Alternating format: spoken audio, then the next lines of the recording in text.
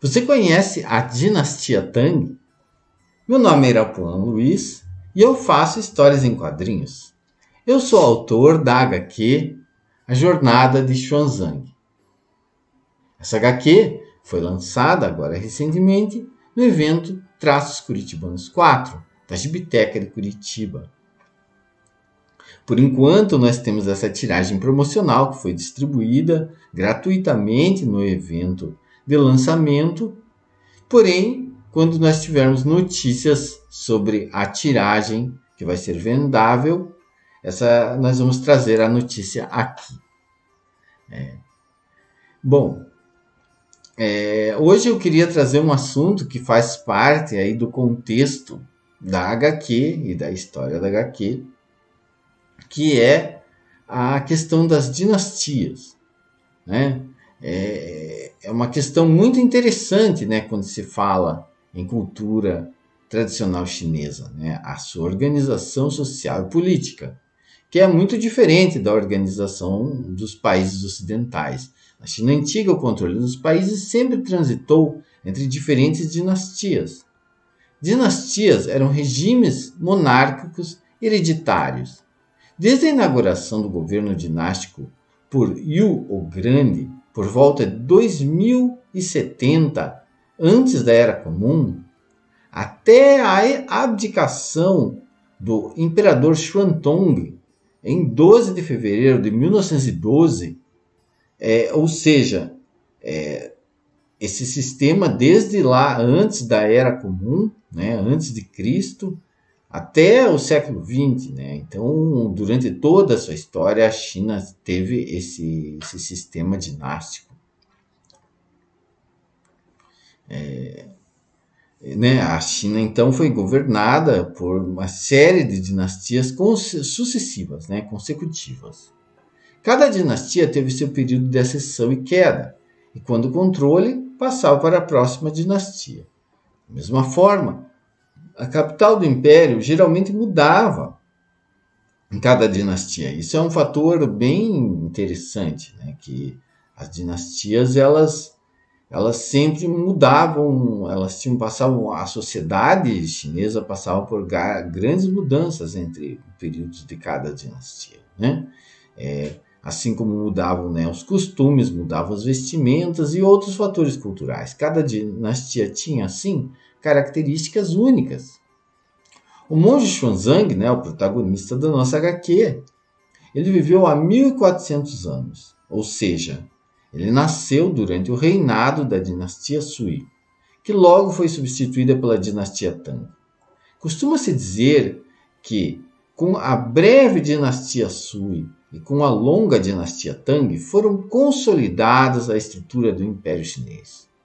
Yang Chen, fundador da dinastia Sui, aplicou uma profunda reforma institucional inspirada nos ensinamentos de Confúcio. Fundou bibliotecas e universidades, centralizou a administração e simplificou a estrutura institucional. Porém, tais reformas não impediram a derrocada da dinastia Sui, em 618 da Era Comum, e o período de caos que sucedeu até que Li Shimin e seu pai Li Yuan, o rei de Tang, que na época era um reinado, né, não era todo o império, eles conseguiram derrotar todas as rebeliões no império. Li Shimin assumiu o trono em 626 e tomou o nome de imperador, assumiu o nome de imperador Taizong de Tang. O imperador Taizong é tido como um dos maiores imperadores da história chinesa. Ele era um gênio militar, considerado um gênio militar. Ele era poeta, escritor e calígrafo. Ele governava com sabedoria e era tolerante e receptivo a críticas e conselhos construtivos. Então ele era um imperador muito bondoso, considerado muito bondoso pelo povo.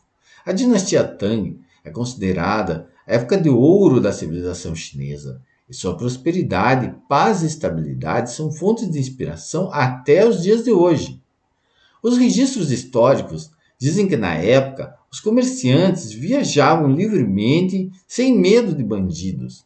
As prisões ficavam vazias e as pessoas não sentiam necessidade de trancar seus portões. Então era uma época de muita prosperidade mesmo, né? As colheitas abundavam e eram frequentes, então também não havia fome, não havia muita dificuldade. Então, né, dessa forma, né, com todo essa prosperidade, também aspectos culturais floresceram, como a poesia, né, a poesia floresceu durante a dinastia Tang, quando surgiram líricos famosos. Taizong também estendeu essa atitude para com as pessoas além das fronteiras da China, estimulando intercâmbios culturais e religiosos. Estima-se que mais de 100 mil estrangeiros tenham residido na capital cosmopolita Xangan. Xangan era uma capital enorme, tinha milhões de habitantes na época. A dinastia Tang também foi um período muito ativo no desenvolvimento para as três religiões, o confucionismo, o budismo e o taoísmo. E foi nesse contexto, nesse período, que se deu justamente a jornada de Xuanzang. Quando Xuanzang ele partiu da China, a corte não queria que ele fizesse a viagem. A corte não foi contra e proibiu. E ele saiu escondido e foi assim mesmo, porque Xuanzang estava determinado a cumprir a sua missão que ele tinha estabelecido. Ele foi proibido justamente porque nessa época ainda era o início da dinastia Tang e ela estava sendo ainda consolidada.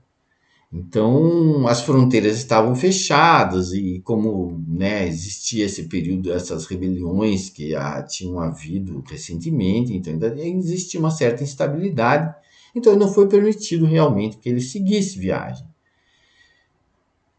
Porém, quando ele retornou, né, 16 anos depois, né, trazendo, né, bem sucedido, bom, estou dando aqui spoilers do livro, né, mas essa é a história, né, o Xuanzang ele retornou para a China, trazendo escrituras e o imperador Taizong o recebeu pessoalmente, assim como milhões, dizem que milhares ou perto de 1 milhão de pessoas estavam esperando a sua chegada, porque a fama da sua aventura realmente o precedeu no seu retorno. Ele realmente, o povo estava muito animado com isso, então foi uma grande festa quando ele chegou de volta.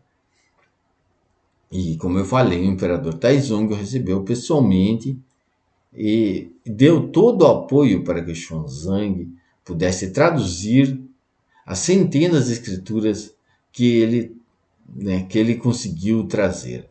O período do imperador Taizong até o reinado do imperador que o sucedeu, Xuanzong, não é Xuanzang, Xuanzang é o nosso monge, né? O nosso protagonista da nossa história. Esse é o imperador Xuanzong, que veio depois do Taizong.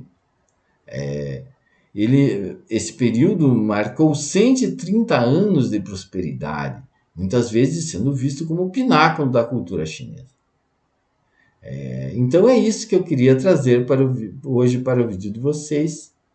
Obrigado e até a próxima.